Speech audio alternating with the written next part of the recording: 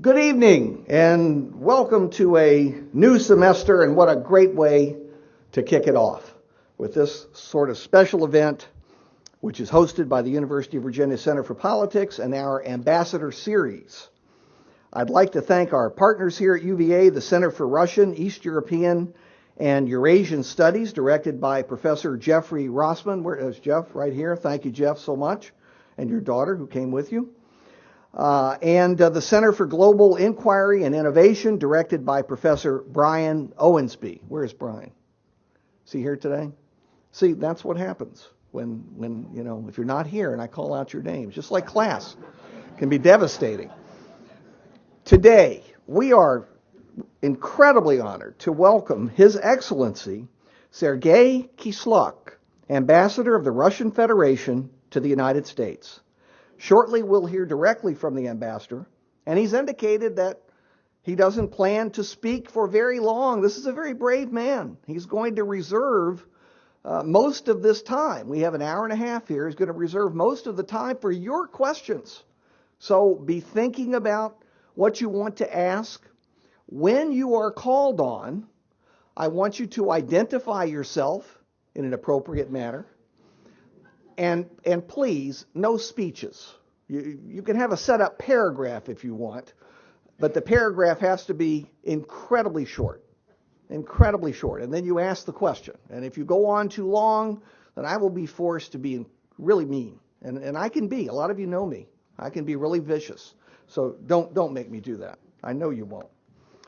Ambassador Kislyak began his current post in September of 2008.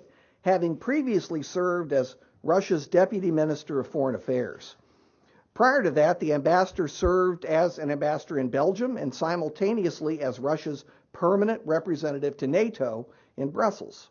He's also served various postings in the Ministry of Foreign Affairs, including Director of the Department of Security Affairs and Disarmament, Director and Deputy Director of the Department of International Scientific and Technical Cooperation, and Deputy Director of the Department of International Organizations. In addition, he served in the United States once before as First Secretary and Counselor at the Russian Embassy in Washington from, and listen to these dates, 1985 to 1989. Very interesting period. Very, very tense, very stressful period, kind of like the one we're in. He also was Second Secretary of the Russian Permanent Mission to the United Nations in New York from 1981 until 1985. The ambassador graduated from the Moscow Engineering Physics Institute in 1973 and from the USSR Academy of Foreign Trade in 1977. He speaks Russian, English, and French and is married with one daughter. Earlier this year, an insightful article that appeared in the Washington Post, a profile of the ambassador, asserted there are many hard jobs in the world of diplomacy, but perhaps none is harder right now than that of Russia's ambassador to Washington. That's even more true today. The ambassador is one of Russia's most direct links to the Obama administration at a time when a war of words over Crimea and the Ukraine and the downing of a Malaysian airliner has plunged relations between Washington and Moscow to perhaps their lowest point since the collapse of the Soviet Union. Though I must say, having spent some time with the ambassador, I think he is doing his very best to repair those circumstances, and is a delightful person with whom to speak. The ambassador has seen U.S. Russian relations freeze before. He began his posting as ambassador just a month after the United States and Russia clashed over breakaway regions of Georgia. He himself has commented, one of the biggest problems in our relations is that we sometimes look at each other through old stereotypes. That's especially true, Mr. Ambassador, for those of us who grew up during the Cold War. While some are cavalierly, and that's no specific reference to the University of Virginia, predicting the resurrection of the Cold War, no one who lived through the Cold War would want that or should want it. Diplomats such as the ambassador are working hard to prevent it, and we thank him for his efforts. Please join me in giving a warm Virginia welcome to the Russian Federation's ambassador to the United States, Sergey Kislyak.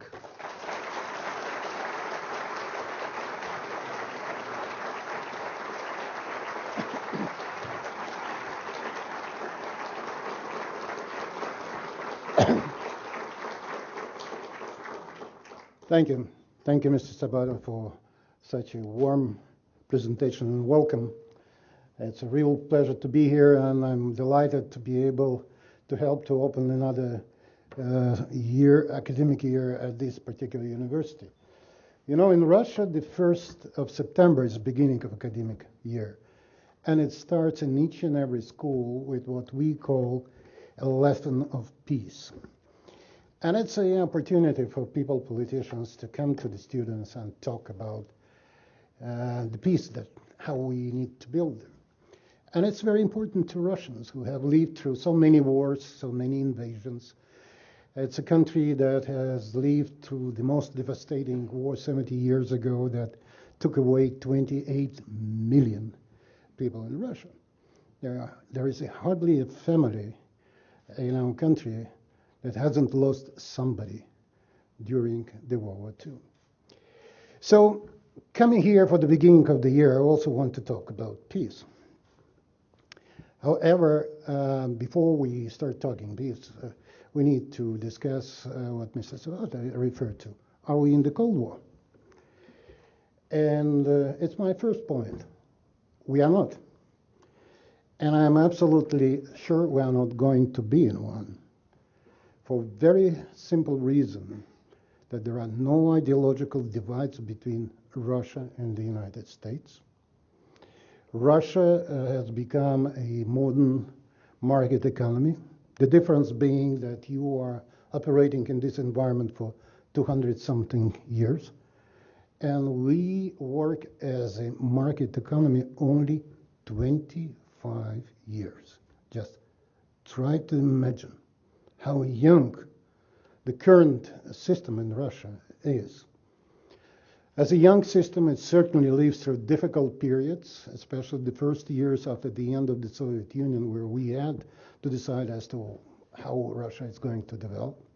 There were different views as to where to move, whether we need to get back to the previous system, and granted, there are a number of people who are still missing the old system and who vote today against the current government. But after 4 or 5 years, Russia has chosen the path of market economy, building democracy, and I'm very proud of what we have been able to achieve today. Just try to imagine.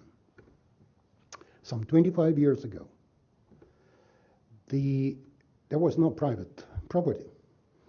So the state owned everything on behalf of everybody. And from that state of affairs, we have moved to a system where about 60, or I'm not sure that I know the exact figures for today, but more than 60% of the national wealth is produced by private businesses. And that's a sea change in a country that hadn't known market, that hadn't known market techniques, didn't have normal managers. And we have developed all of this within such a short period of time. Together with this, the psychology of people also is changing. You see more and more youngsters coming to adult life, running businesses, running for public jobs in parliament and working in the government. You will be surprised, the youngest minister in Russia is 30 years old. He was appointed when he was 28 years old, one of the brightest minds in telecommunications. So it's a huge, huge change that sometimes goes unnoticed in the country like yours. Having said so, I would like to underline that the basic premises for the ideological divides, for a confrontation of the past, is no longer. And I do not see any reason why it should or can return. Then the question is, where are we in the Russian-American relations today? Are you satisfied with this? Of course not, because I agree with you, Professor, that most probably today we live through the lowest point in our bilateral relations after the end of the Cold War. Now the question is, why? I certainly can give you my version. You might agree, disagree. But it's something that is product of a number of elements. One, our relations have never been very mature after the end of the Cold War. Most probably, the United States had a very simplistic view of what Russia was going to be after it reinvented itself as a new country. And most probably, a number of people here believe that being a new comer to the modern market economy in the world, it will take the wisdom that was given by other countries as the ultimate truth. Russia is a huge country with a significant economic potential, with nuclear forces, with significant amount of technological potential that is yet to be employed fully for the market and economic purposes. It's a country with one of the best education in the world, especially in sciences and engineering. It's a country that owns enormous wealth of minerals, oil, gas, metals, gold, anything that appears on the table of Mendeleev is there. It's a country with huge spaces, with population that is certainly rather limited for that bigger country, but is going to rise. And a country that has views, including views on international affairs and including on the crises that are of importance to us. And when we have views, we usually try to defend them and to promote them.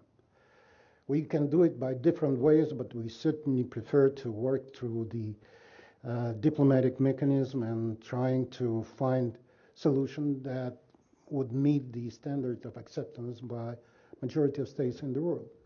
But we are not going to accept something we do not disagree or consider to be going against the basic interest of the Russian Federation just because we are told to do so. Sometimes I believe that our view of a number of world crises is a little bit sharper than yours because we live there. Sometimes we feel it closer because we have been in cooperation with the regions that we are talking for a long, long period of time, unlike yourself.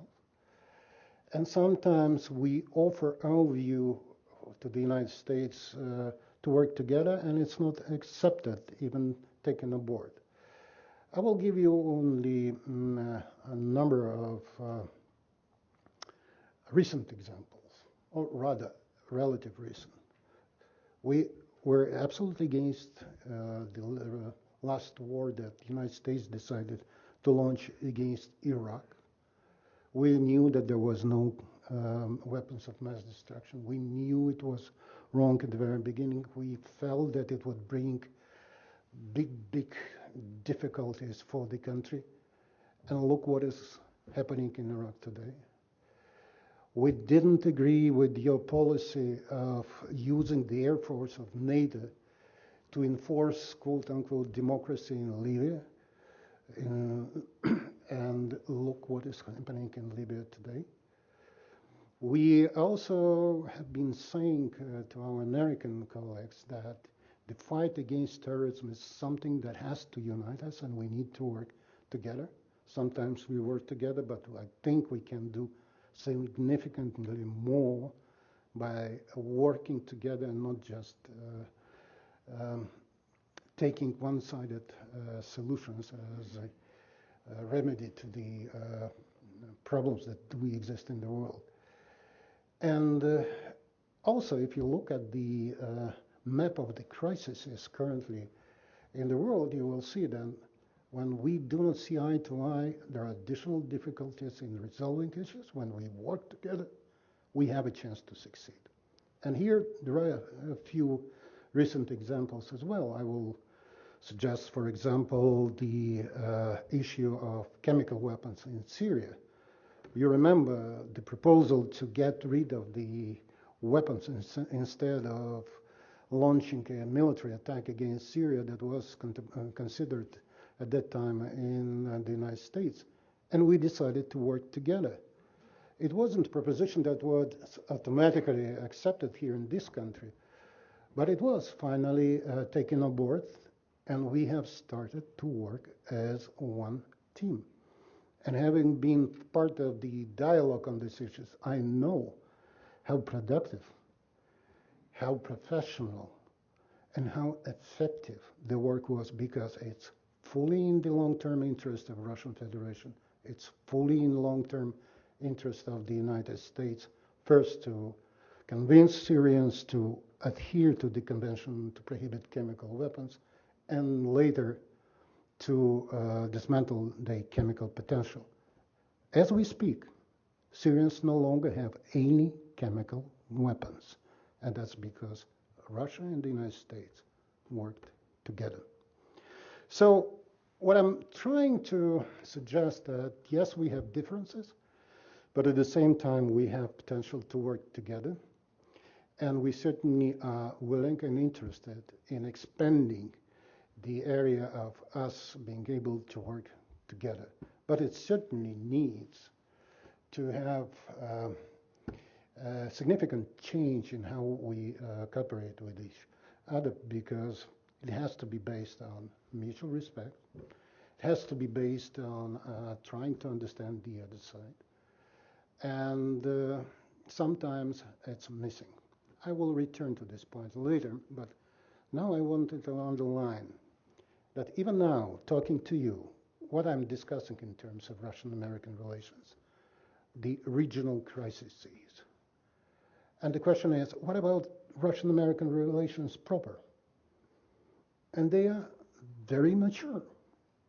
After the end of the Cold War, we haven't developed a web of connections, a web of cooperation ties that will help, that would be able to help to change the overall tissue of the relations between our two countries. I'll give you a couple of examples.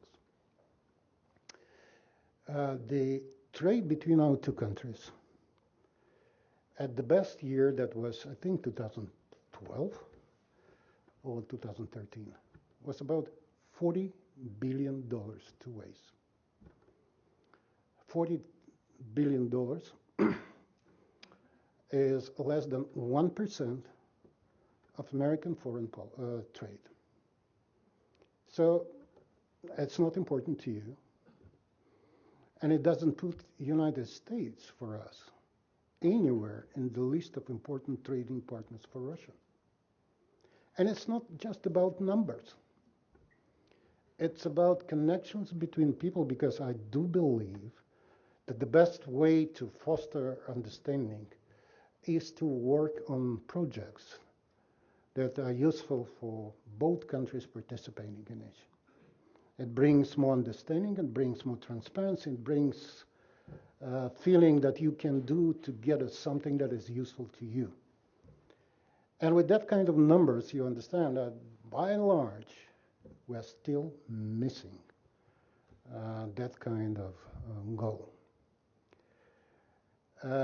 So I will give you a comparison. Your trade with EU is, I think, $650 billion a year. Our trade with EU is 500 billion euros, which is very much comparable to yours. Our trade with the state of India is bigger. With China is 3 times bigger than with the United States. Our trade with the tiny nation of Holland is several times bigger than with the United States. Let's look at other issues. For example, the ties between societies. Even in the Soviet Union times, we had delegations from Congress visiting us, teaching us democracy and things like that, but they were coming. They were talking. There were agreements and disagreements. There sometimes were heated debates, But there were connections. People connected to each other. They knew each other. They knew each other's agenda. Currently, Congress doesn't talk to Russian Duma. Russian Duma doesn't talk to Congress to reciprocate.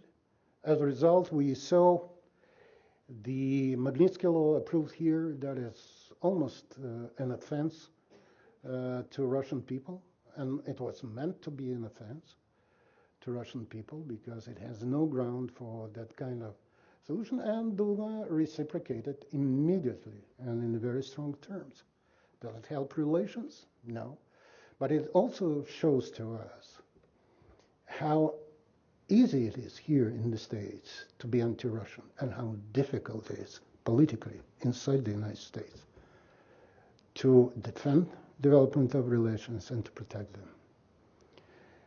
I return to my memories of the Soviet Union years. I remember even at that time, we had delegations from the Supreme Court of Russia visiting the United States and vice versa. No longer. You would be surprised.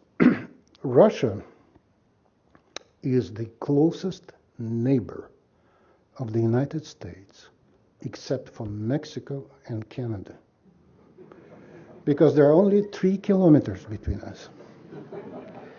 And the commander of National Guard in Alaska presented me with a photograph of it. It's that tiny. People can canoe it to each other. But they cannot fly from Anchorage to Vladivostok. There are no airline connections. If you want to fly to Vladivostok from Alaska, you first need to fly to Tokyo, Shanghai, or Seoul. When I visited Alaska last time, by the way, I offered them a full refund even for the used thing. They told me that the trade between Alaska and Russia, that is 3 kilometers away, was about $11 million a year. It's non-existent. And the question is why it is so. We share same environment. We have so many things that are challenging both the United States and Russia the same way, and so little of direct interaction on all these issues. So what I'm suggesting is that, to my ultimate regret, because as an ambassador, I was supposed to help to develop that kind of ties, and we failed. And I was asking myself why it is so. Economically, with Russia diversifying its economy, relying more and more on technological instruments that we have, we can partner with the United States on so many things.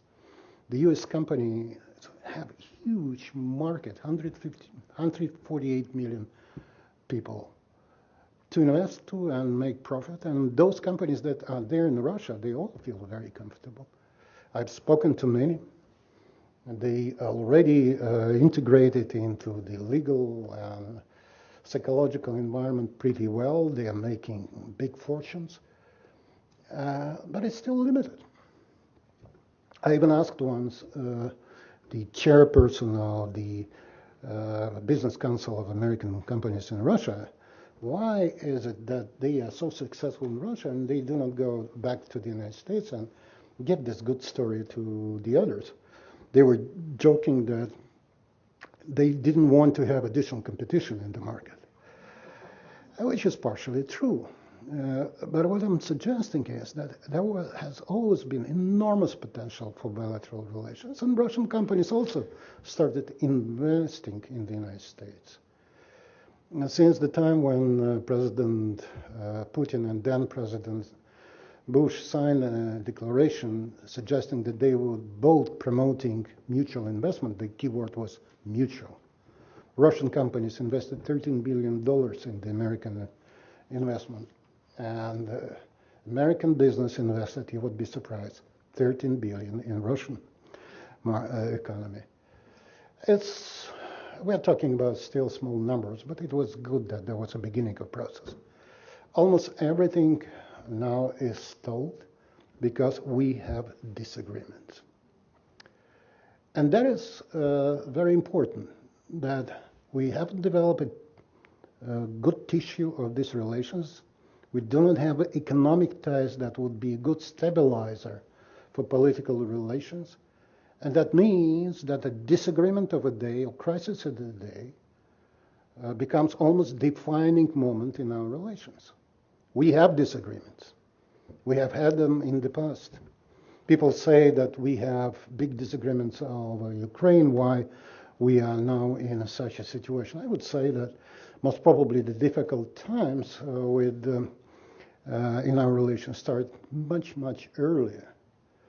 When we had disagreements on Syria, and you remember the U.S. government was suggesting that Russia need to be isolated, we need to pressure Russia to accept the American wisdom and the Western wisdom on Syria issues. We have been saying to our partners that you're talking about a situation in a country where terrorist organizations are increasingly fighting a government, whether you like it or not, but it's a legally elected a government.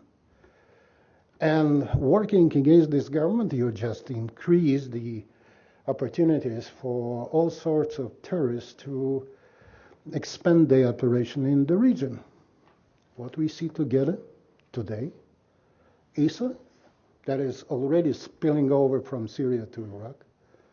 And that's a problem that everybody is working on, thinking about it. It is considered to be dangerous even for the interest of the United States that is behind an ocean from the region, even more so. But we are much closer. It's even more important to us. Because any spillover of that kind of threat to our neighbors in the south, for example, it's spillover to us. We do not have borders with our friends in the south, and it was a deliberate decision not to build them after the Soviet Union ceased to exist. We want to keep friendly and open relations with them, and for us, it's a serious issue as well. Can we work on these issues together? I still don't know, because sometimes we have different views on how to approach it, but I hope we will. But what I'm suggesting is that instead of building on what is the common challenges for Russia and the United States, building on the potential that cooperation between our two countries can bring to the international relations, we see today another disagreement is on what is happening on Ukraine, and I certainly will say a couple of words about it. And the way that the United States and other Western partners of yours are dealing with Russia on these issues, to me, sometimes tells more about the nature of our relations than anything else, because to me, the policy of the United States on Ukraine sometimes is more anti-Russian than pro-Ukrainian, because there is a problem in Ukraine, and one has to accept it. The problem is that there was an armed overthrow of the government, whether people like it or not. It was unconstitutional. There was a significant concern by a number of regions in this country over the events in Kyiv that overthrew the government that was dutifully elected. And that's why people wanted more say about their own life in their own country, like what they were saying in the eastern part of Ukraine. In Crimea, where the majority of people are ethnic Russians, they also were absolutely concerned about what was coming. And I think this concern isn't unfounded, because hadn't they decided to go as a part of Russia, they would have faced a bloodbath in Crimea that currently is happening in eastern Ukraine. But instead of making the government in Ukraine to talk to their own people, we saw the United States government supporting whatever they say, including trying to enforce their will on people living in this part of the world by force. It's dangerous. It's very, very worrisome because people get killed each and every day, cities being annihilated, cities being bombarded, kids and women trying to run out of it, and they are running through big, big difficulties in order to flee the war scene. And the government of Kiev is yet to understand that instead of forcing the hand on the people who were concerned about what they've done in Kiev, they are trying to kill people rather than start talking to them. That's the biggest problem in this region. We know it much better than our American friends, because Russia is so intertwined with Ukraine. Everything that is culturally Russian came from Ukraine. Even Christianity came to Russia through Kiev. We have families that are half in Russia, half in Ukraine. We have relatives there. They have relatives in Russia. The economies had always been so intertwined because they were developing in one country in the Soviet Union, and it's still very mutually dependent. However, current developments certainly will, unfortunately, change this situation. And here we have differences. And the differences with the United States are significant. But what we see, that instead of working with us in order to help to bring peace, and that means Kyiv has to start talking to their own people.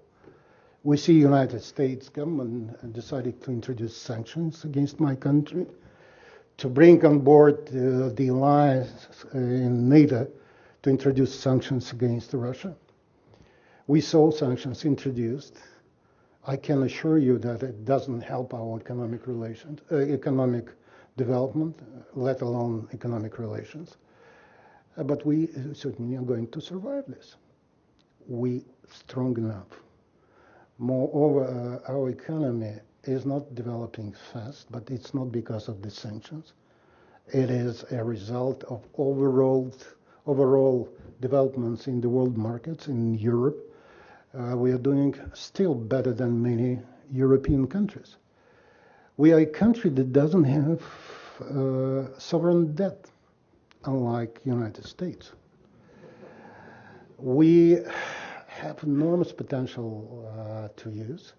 What we are still missing, some better organization of our own life, but we are doing much, much better now than it used to be. And even on the backdrop of the sanctions that have been introduced, what we saw last months and last days, that the ruble has recovered. The estimate of the economic development for next year are a little bit better than it was expected previously, because we have still economy in transition, and we are still building a very effective economy. But we have a healthy state that is going to survive. We had to respond to some sanctions.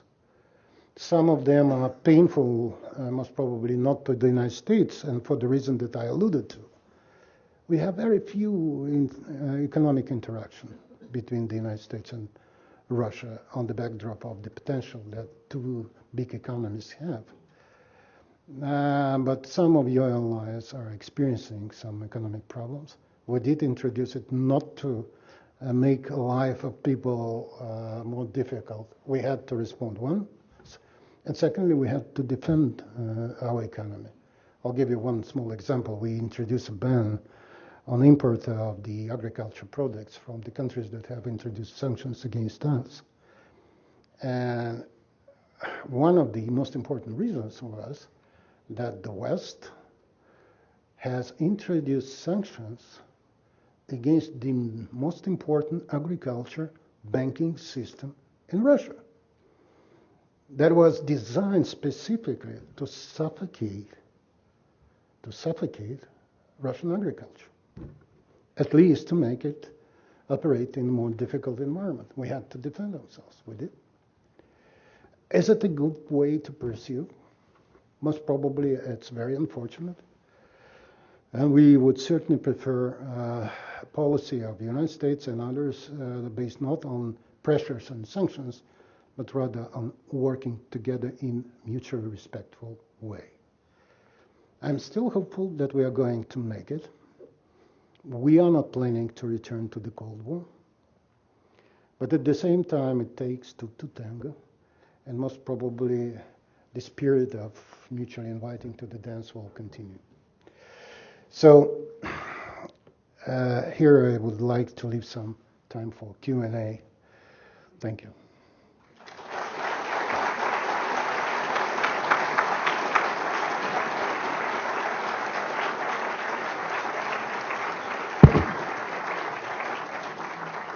Any questions?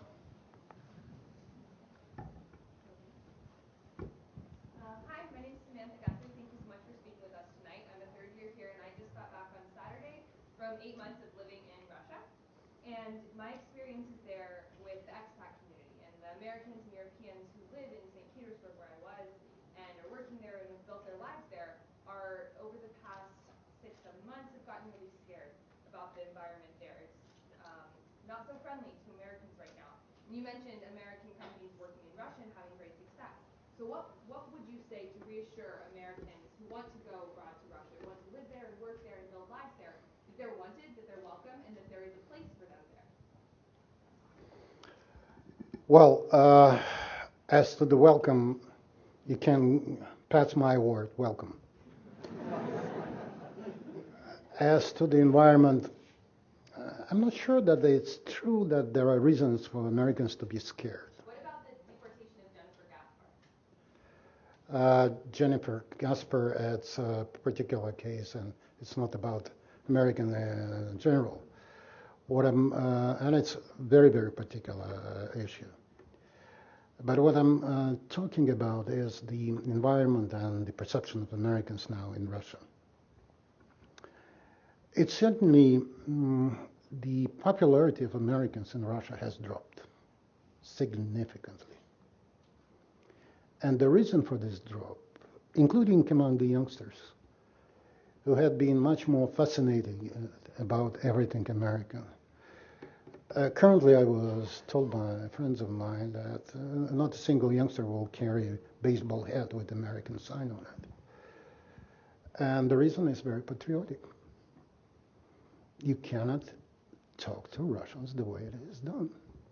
Americans are in the forefront of pressure policy on Russia, and it certainly affects the mentality of people. Does it amount to a hatred to Americans being developed in the country? Certainly not. Moreover, the government of Russia is certainly encouraging American companies to continue to work with us, to enter the Russian market, and we are going to create all necessary conditions for normal business as for anybody else. So being scared, I think it's a big overstatement. I know a number of Americans in Russia who are not scared to be there and feel very comfortable, especially based on the welcoming character of Russian people to foreigners, by and large. So if you want my word of welcome to Americans, you can pass it. Yes. Go ahead. Since the dissolution of the Soviet Union, since the dissolution of the Soviet Union, there's been some problem, I understand, with attempts to decommission nuclear weapons, especially because they're not all under Russian control. Could you speak a little bit about the nature of those weapons and what the status of their safety is?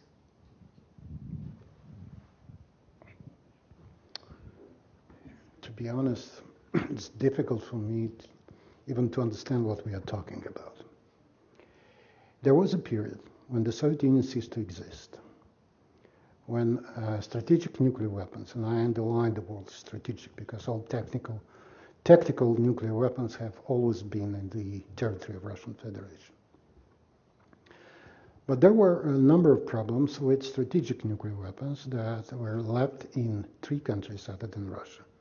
That is Kazakhstan, Ukraine, and Belarus. And at that time, U.S. and Russia, working hand in hand, and I know it because at that time I was the head of Science Technology Department, that was kind of shorthand for Non-Proliferation Department in the Foreign Ministry. We were working with Americans very well at the time in order to help these 3 countries first understand that it's in their best interest to adhere to the Non-Proliferation Treaty as a non-nuclear weapon countries. Kazakhstan took this decision pretty fast, Belarus as well, Belarus. With Ukraine, we had protracted negotiations, but we were working with Clinton administration, President Clinton administration at the time, and we have secured the agreement that all the nuclear weapons that were present at the time of the Soviet Union ceasing to exist, from Kazakhstan, Ukraine, and Belarus will be brought to us.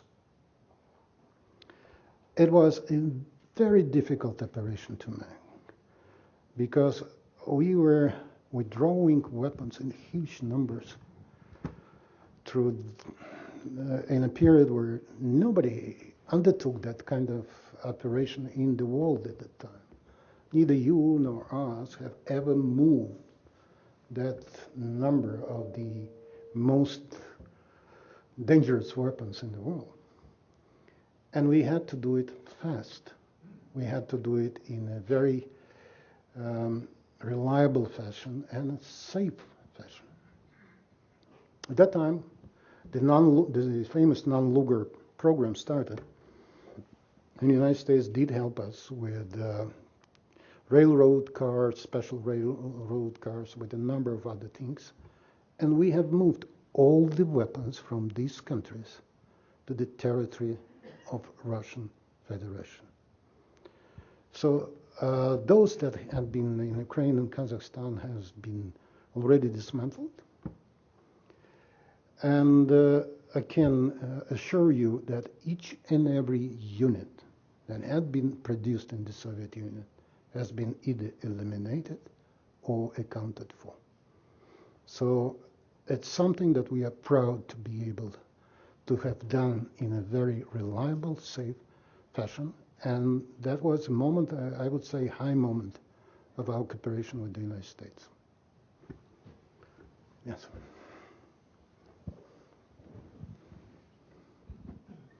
Bob Kretzinger, Department of Biology. Thank you for a great start to our semester. Thank you. There are over 200 million people in Russia. And at the periphery of Russia, from Estonia to Kazakhstan, there are perhaps 50 million people who speak Russian, who identify with Russian culture, Russian tradition. What do you think is the appropriate relationship of the country Russia to the periphery of Russian-speaking people in other countries?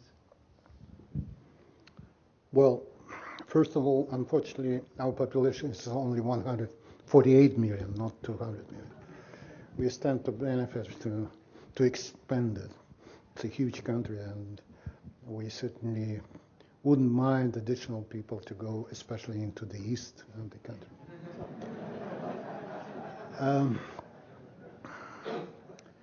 Yes, there are about 50 million, if not more, of those who identify with Russian culture or Russian language.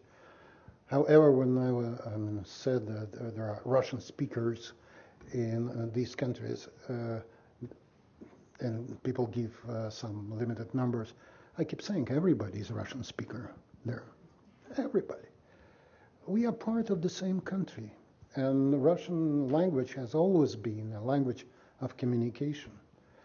In Ukraine, even in Estonia, there are ethnic Russians, and there are Estonians who speak excellent Russian, the same as I do. So it's not about language. And you were right in suggesting that we're talking about people who identify with Russian culture, with Russian traditions, feel sometimes Russian, sometimes are ethnically Russians. So how to work with them? We certainly work with everybody who is ethnic Russian or not ethnic Russian. We want to have not only peaceful, it's too little to say, friendly and family type of relations with all of these countries. It doesn't work everywhere the same way as we want, but for us, they're all our friends, and we want to treat them this way. And whenever we can, we're allowed to, we do. And to be honest, having lived in the Soviet Union, having lived through a period which I miss today, where in my big country in the Soviet Union, I could move anywhere in Georgia, Uzbekistan, Belarus. It didn't matter where I was. And it didn't matter who I was. We all were one country. We all speak the same language. We all were friendly. I was telling to my interlocutors here, I remember from my student times when we liked very much in the summer break to hitchhike in the mountains of Caucasus. And it was so wonderful because somebody would pick us up in a truck, then break the day home. We would spend people with local Georgians, Greeks, Russians, and nobody cared. And it's something that I'm missing today. But we are going to continue to build as family-friendly relations with all these nations as we can. Yes. Thank you, Ambassador. My name is Tingani Mteto. I'm a school teacher in one of the local schools. My question is about BRICS. Could you please talk about what are the goals for Russia to be part of this new coalition, of which some people believe Russia is the leading country of this? I'm not sure about that. I'm proud to be feeling that we are a leading country, and in some respect we are, because the idea of BRICS, however, it wasn't invented in Russia. It was invented in the Wall Street, because I don't remember exactly what company in the Wall Street identified BRICS countries as a new nucleus of fast economic development. BRICS being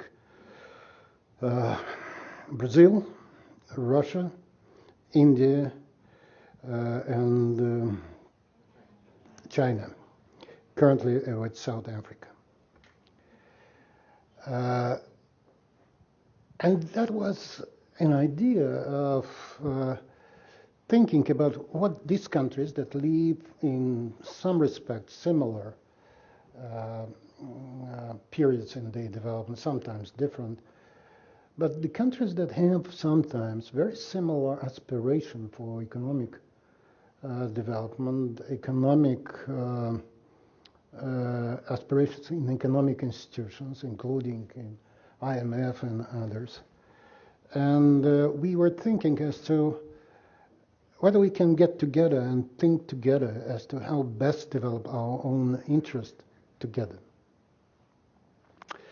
So it happened so that I was the head of Russian delegation in establishing BRICS at that time.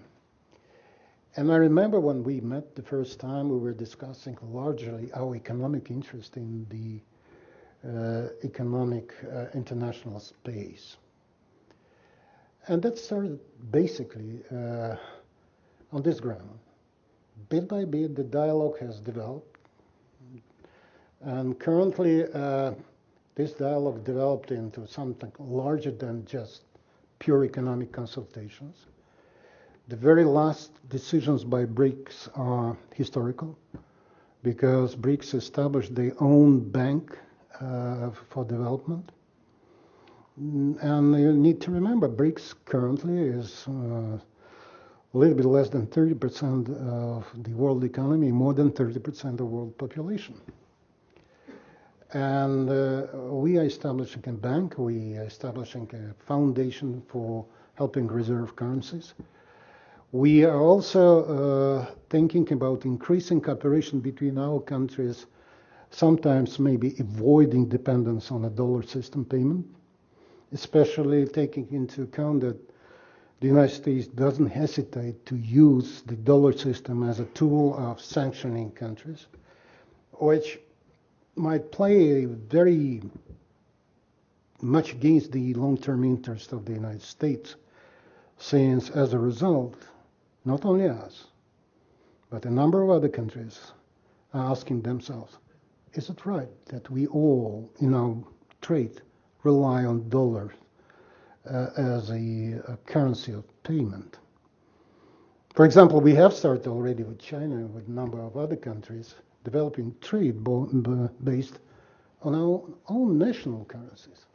Previously, we even didn't care because there was a currency of convenience that was dollar. It was a currency that was established as a kind of preferred payment instrument after the World War II. But currently we see that is misused as far as we are concerned for political reasons. If that is the case, we are asking themselves, do we need to be vulnerable to political decisions that we do not share? So in this respect, BRICS has brought together countries that have a lot of economic interests that coincide. It's not created against somebody. It's created to promote interests that very much overlap.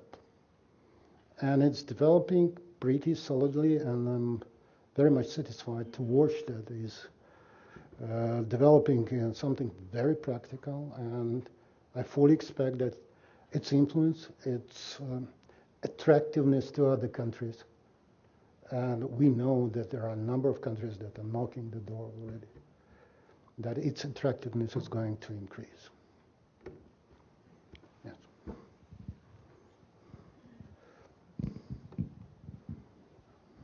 My name is Michael McConnell. I'm a third year. Wanted to say thank you as well for coming and speaking with us. My question is, what is the Russian Federation's position as to why Russia annexed Crimea, yet avoided annexing or performing any official action in Donetsk and Luhansk despite the elections that were held there?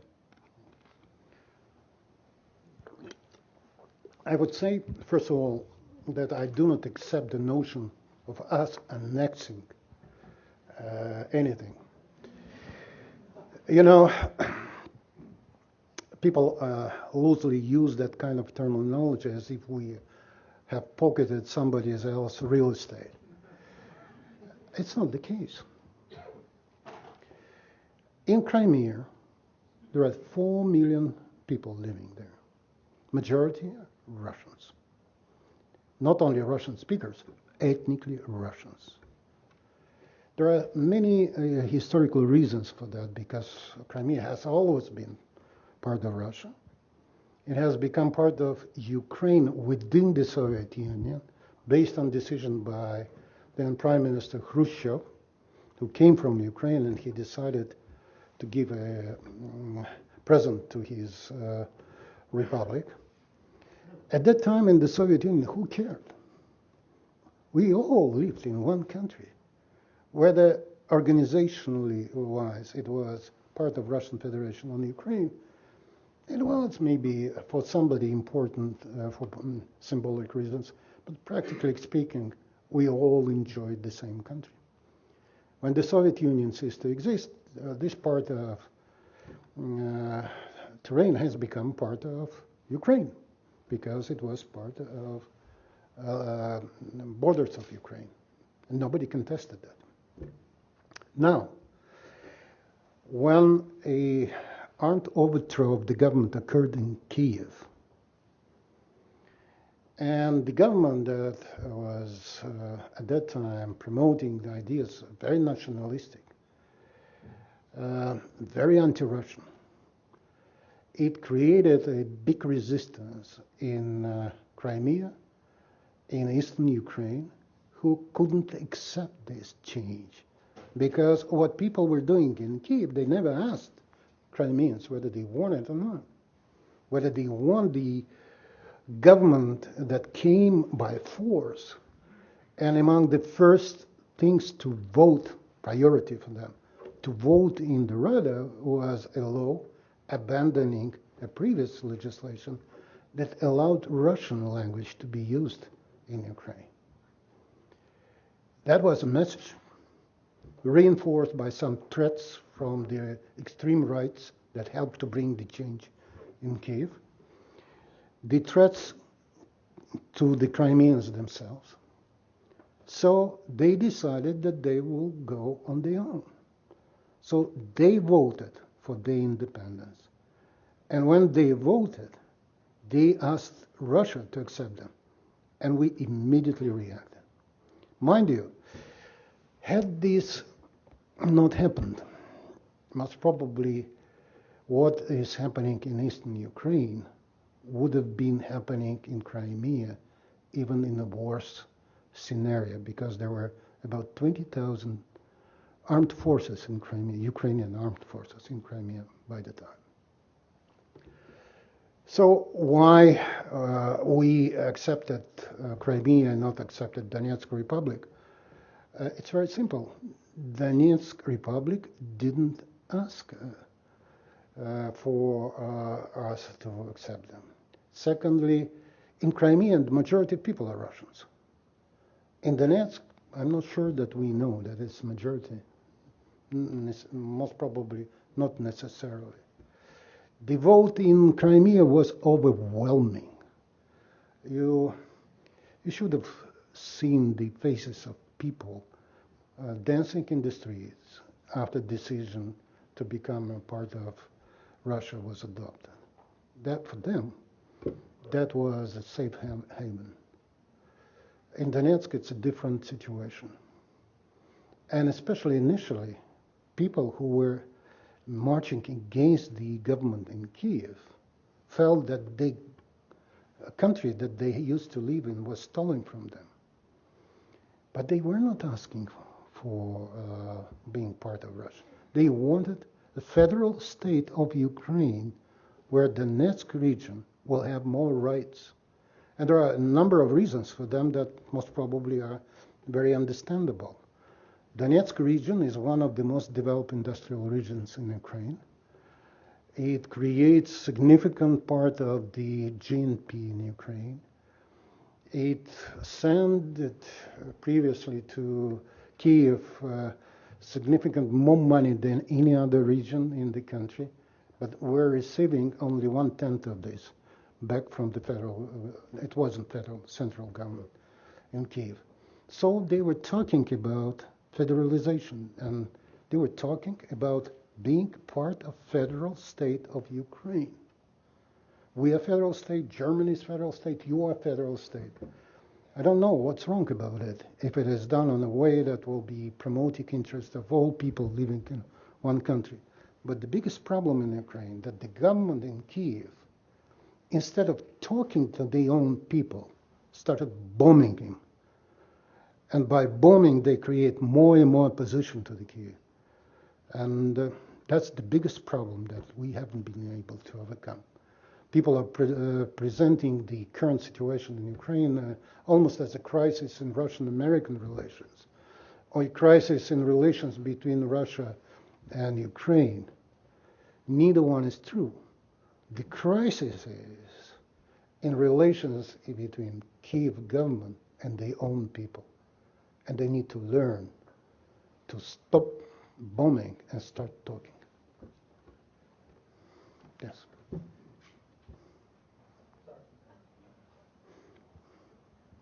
Once again, I wanted to thank you for being here today. My name is Deborah Finney. I'm a second year and I'm aspiring a career in diplomacy. This year, in international relations, I did a policy project regarding the New START treaty when the U.S. was deploying certain missiles to Spain for a NATO project, I believe, and Russia was considering to withdraw from the New START. I assume everything is okay now, but I wanted like a Russian perspective on that, since most of the stuff I read seems to be kind of US centric. Surprise.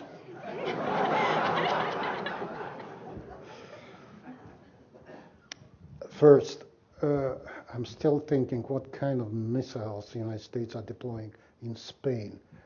That's kind of information we will have to analyze. What, as far as I understand it, I stand to be corrected. It's not my government that does things like that, but the American government. The idea was to deploy some anti-missile equipped battleships in Spain. But it has nothing to do with the START Treaty in itself. The START Treaty, the one that we signed with President Obama, we consider to be a big success. Big success for Russia, big success for the United States. The whole negotiations were built on the basis of experience that we have already developed by implementing previous arms control agreements. I would also add that irrespective of big difficulties that we have in many other areas, we seem to have developed a culture of working on arms control that is pretty impressive. We have people who have been in this business for decades, who know each other, who know the procedures. You do not need to invent anything new. And I'm very happy to report to you that as we speak, the agreement is being implemented like the Swiss clock on both sides. We are very satisfied the way the treaty goes. So we have never contemplated withdrawing from the START treaty.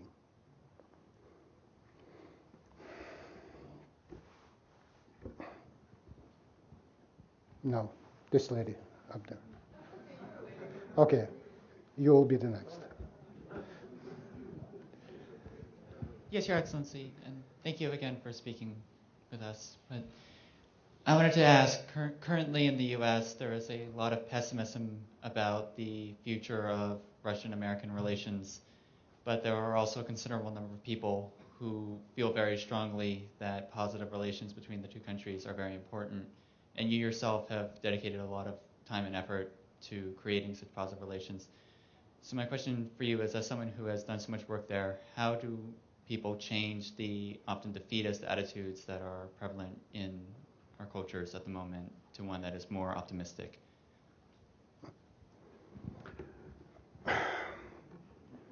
Well, you know, we have a saying, what is the difference between a pessimist and optimist? And the pessimist is a well-informed optimist.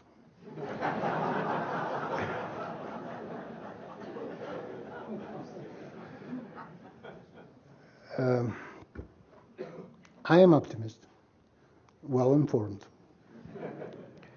So I have to be reasonable.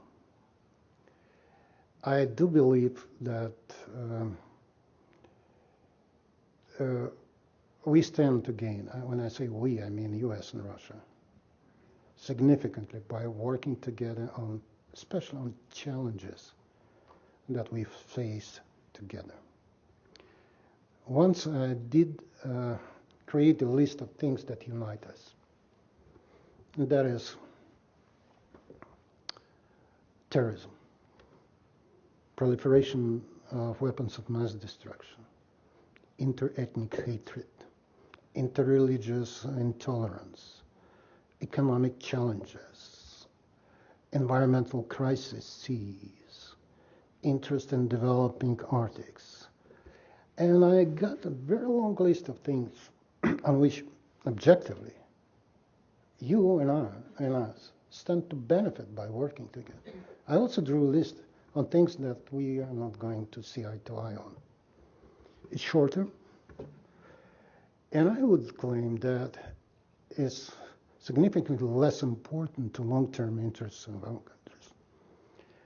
The biggest problem is that we are yet to develop a more respectful way of treating the interest of the other countries. And I certainly am talking mostly about my country. If you ask me, do I believe that we will recover these relations? I'm certain we will. I don't know how long it will take, but I keep joking with my friends that we need to make sure that while we do this, we try to limit the amount of Chinaware that's going to be smashed. It's difficult to glue them back. So I think we need to be optimistic because we have youngsters in this country, in Russia, that are very similar. They will come to adult life in 5-10 years. They will be managing economies, managing international relations. Like in your country and mine, people are very well educated. They have pretty good understanding of the world. We have new managerial class of youngsters. And by the way, I have spoken to many American companies asking them how many expats they employ. And they keep saying, not because they are not welcome, Russians are better. Because we have a new breed of youngsters who do run businesses, do run public offices. And I hope that youngsters who haven't lived in the Cold War, who do not have the Cold War stereotypes in their genes, would be much better off by understanding that they stand to benefit by working together. That's why I like to speak at the universities.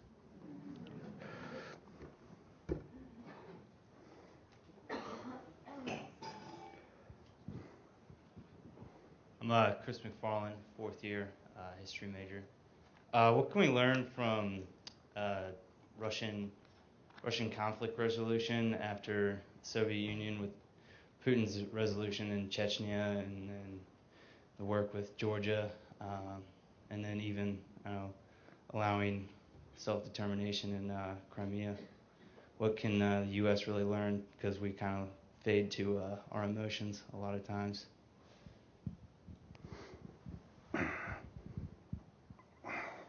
To be honest, I didn't understand the gist of the question. What the United States can learn from us? A lot of things. We are very good. We welcome Americans and foreigners. We have our share of problems. That most probably is something historically, since you're majoring in history, you would know. Is incomparable what the United States have lived through, living behind oceans from the problems, having experienced attacks by terrorists that we certainly understand the pain of. Yet, what Russia had to live through is unbelievably painful, bloody, and difficult. And also the Russian character is very strong.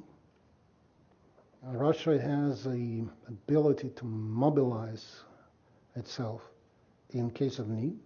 It's kind of nation where people are rather relaxed when they can afford this. They do not usually undertake strong measures before it is either too late or it's really necessary. But in case of need, this country, my country, mobilizes very fast. That was the case with Chechnya. Chechnya wasn't a self-determination undertaking.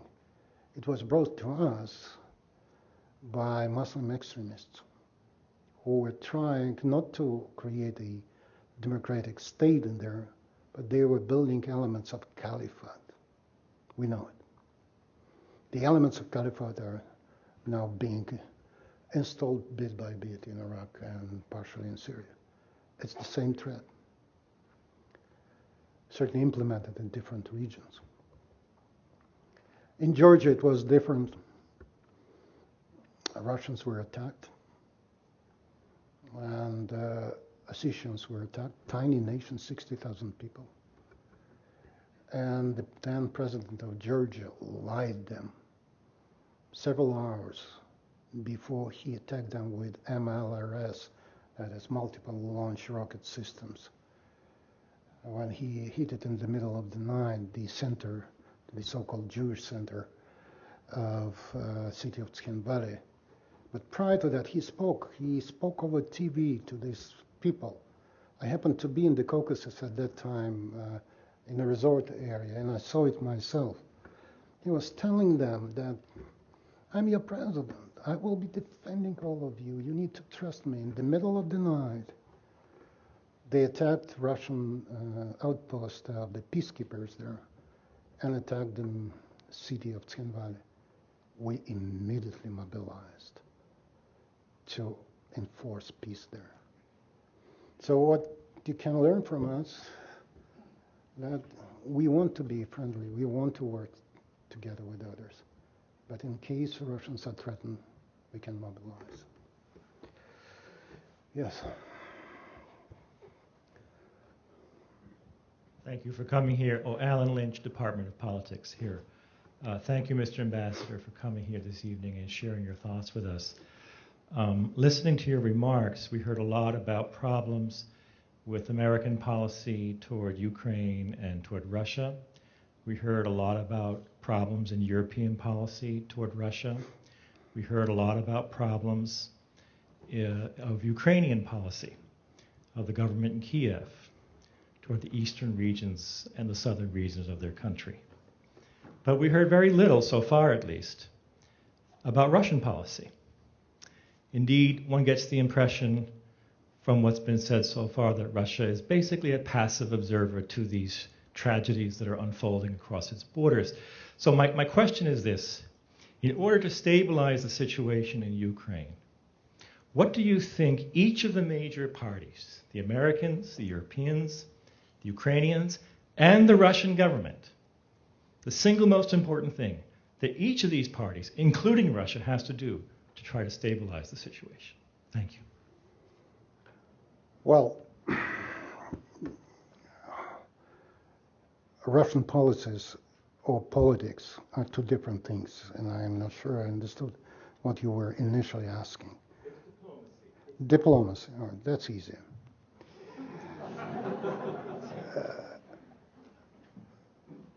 As I told you, the core of the problem in Ukraine is an ability of Ukrainian government to talk to their own people. All the other things are secondary. We have developed, when I say we, it means in the international format, we have developed a number of solutions. And the Ukrainians did subscribe to them, but never implemented. There was a Geneva meeting where the United States were with us, and Europeans were, or OSCE was there. We have developed a vision of step-by-step process. Step number 1, stop shelling. Step number 2, start talking. Ukrainians wanted to be sure that the borders, that's the concern between Russia and Ukraine, needs to be sealed. We said that if you want it sealed, stop shelling. We will be working with you, with OSCE, with everybody else. Even short of stopping by Ukrainians of the bombardment campaign, we invited OSCE observers. They are working with us now on border crossing points. We are supporting OSCE presence there to reassure Ukrainians. We are supporting the use of unmanned aircraft to monitor the border. All of these things are fine with us, provided they stop shelling their own people. So if the government in Ukraine decide to stop military campaign, there are a number of elements already in the offing into discussions, already been improved, that can be done, and we are going to contribute wholeheartedly. We do not want this bloodshed to continue. Yes. Thank you.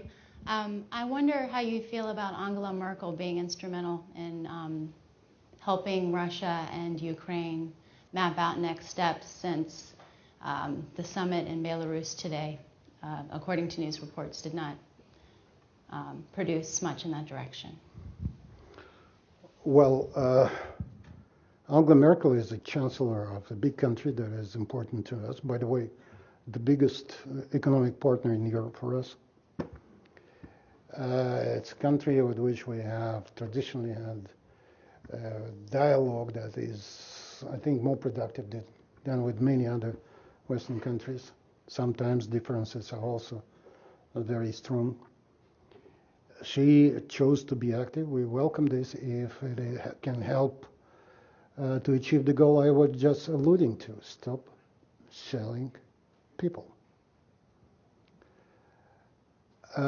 Whether the discussions in Minsk today brought any result or not, I still don't know. I haven't seen the notes and the readouts of this, because the meeting between Mr. Putin and Mr. Poroshenko ended only an hour and a half ago, and neither one spoke publicly. But I think that it's always much better when people speak rather than avoid talking to each other. Well, it was reasonable to expect that with one meeting there will be a radical turn of events. We certainly would hope that Mr. Poroshenko would implement something he had promised: stop shelling. So we'll see what's going to happen tomorrow. But stop shelling is step number one. Yes? You mentioned terrorism as one of the number one things that our countries can cooperate on and both benefit from. Do you foresee the United States and Russia working together in a significant way to combat the threat that ISIL currently poses, both to the Middle East and farther abroad? First of all, we have worked on terrorism for quite a long period of time. If you ask me how efficient this work was, depending on the situation, sometimes more effectively, sometimes less so. We certainly stand to benefit from more consistent cooperation on this issue, because that's a challenge that unavoidably is going to threaten everybody. And when it comes to ISIL, it's a big problem. It's not only terrorism, because ISIL is more than that. They're taking territory. They're building a caliphate. You need to be very precise in understanding what they are up to. It's not just classical terrorism of Al-Qaeda type. That's a big problem and a big challenge to the security of Iraq, to the security of Syria, and potentially to the security of other countries. So we are yet to understand how the American government is going to be helpful to deal with this threat. If you ask me whether there is any possibility for cooperation, probably, if it is done in a way that would be legally proven and in a way that we can share the goal and understand the methods of implementing it. But I'm more generic in answering than I would like to, because we are yet to be there. Yes.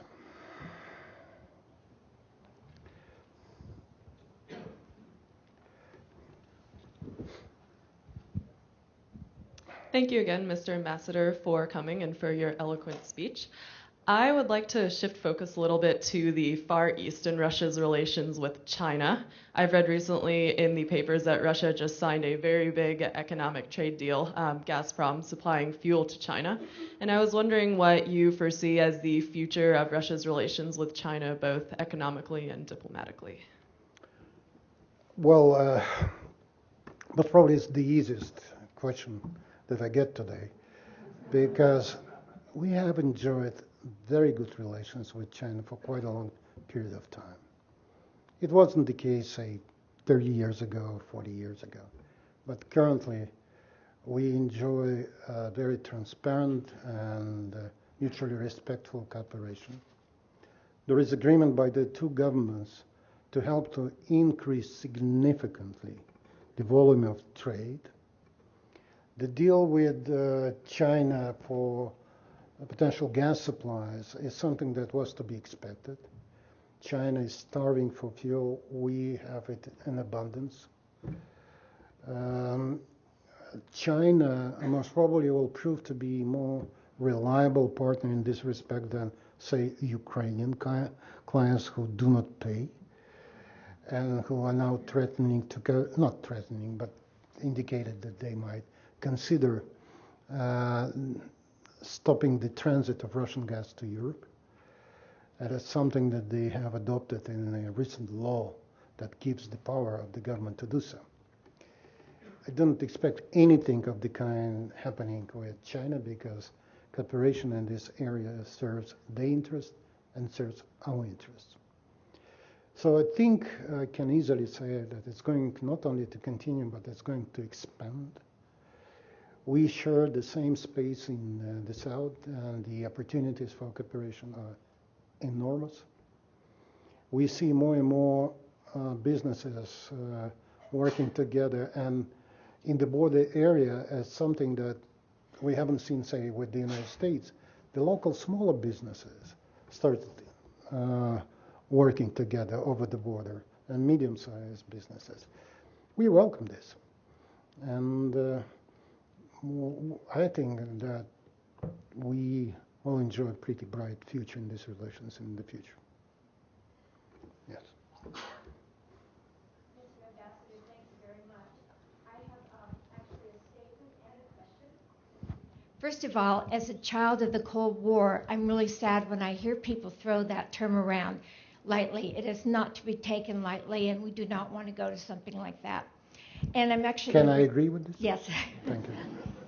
My question is, you mentioned that Russia is very rich in natural minerals and resources, which from what I've been doing some reading about that, and you're very lucky that way.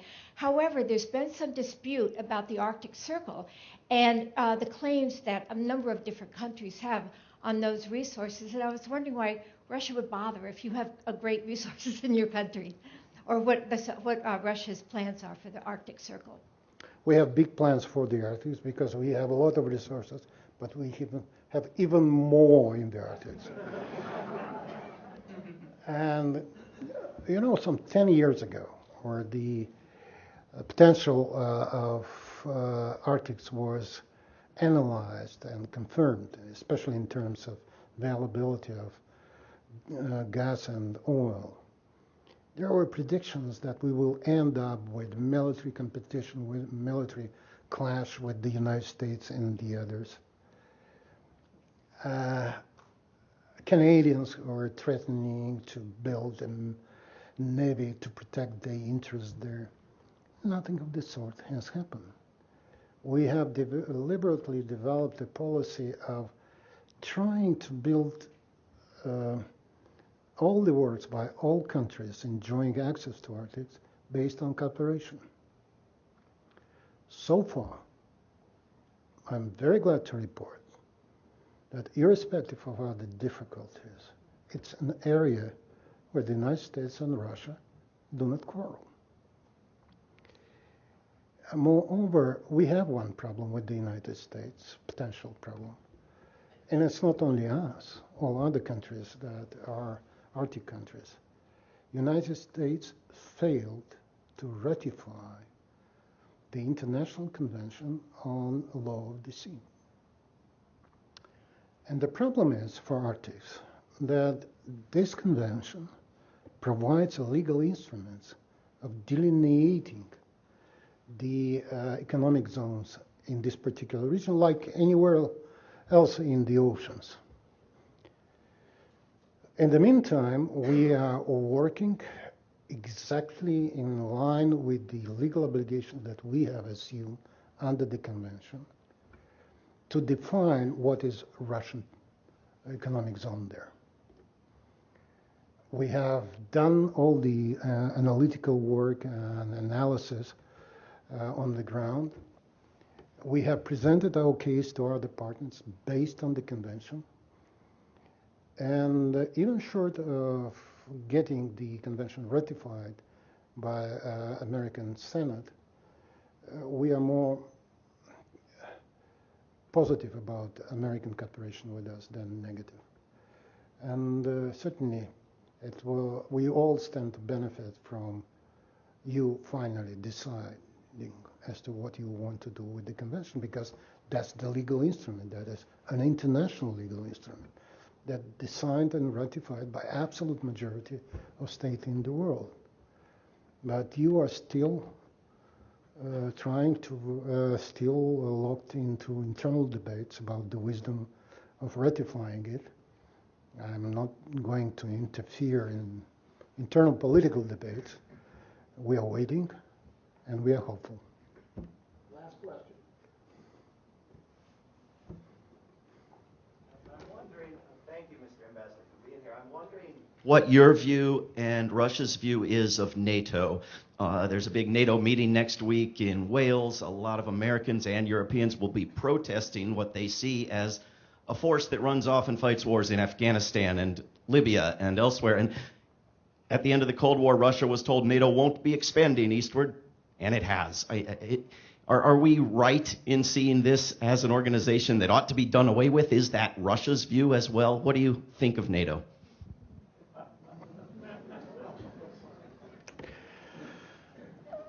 You know, I have a very particular view on NATO because I happen to be the first Russian ambassador to present credentials to the Secretary General of NATO. I was the first Russian ambassador to NATO. And I remember when we signed a famous document that was still called the Founding Act.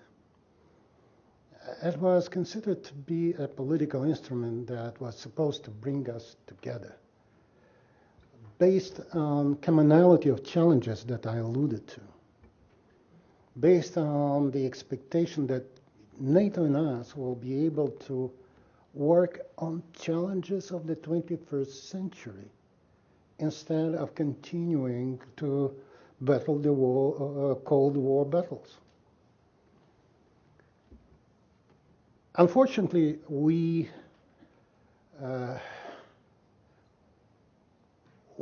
most probably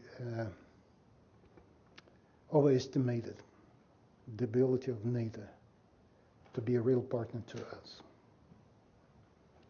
The first challenge came when NATO decided to bomb Serbia over Kosovo issue. Later, Libya. And even today, if you look at the statements that NATO is doing about the situation in Ukraine, each and every day I read the statements to the fact that NATO is going to bolster the presence next to Russian borders. There will be more training. The commander-in-chief of NATO is talking about deploying a new base in Poland against Russia to protect Poland from Russia, as if Russia is planning to attack it. I have a feeling sometimes that I'm getting younger because I've lived through all of this in the 80s. That's disappointing. NATO hasn't changed its nature. And you're absolutely right. When we agreed to reunification of Germany, we were promised that NATO wouldn't expand beyond the borders of NATO at the time.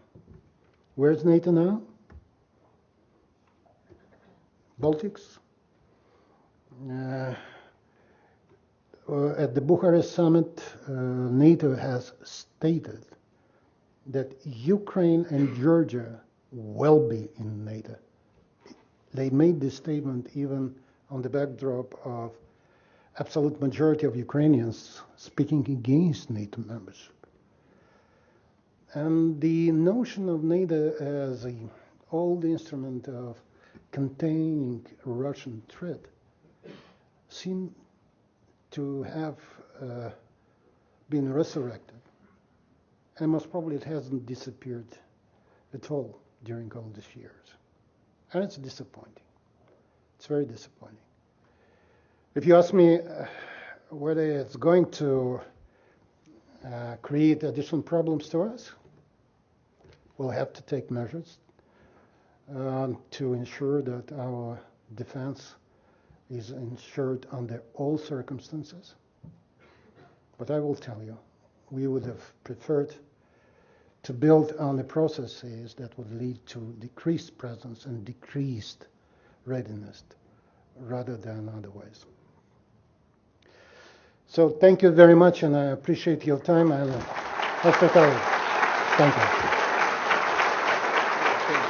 Please stay just for a second. I've got to present you myself.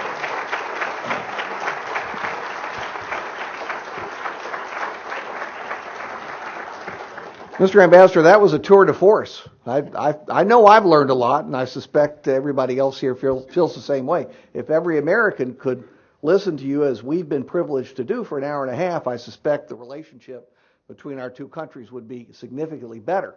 We hope this won't be your only trip to Charlottesville, and the best way we can ensure that is to have you learn more about us. So, of course, we present the pictorial history of the University of Virginia, founded by the nation's third president, who prior to that was ambassador to France and Secretary of State. So I think you have a lot in common with Mr. Jefferson. And again, we thank you so much for taking the time and the energy to be with us tonight. Thank you. Thank you. It's marvelous. Marvelous. It's amazing how many subjects you covered with fluency. Thank you. Just terrific. Thank you.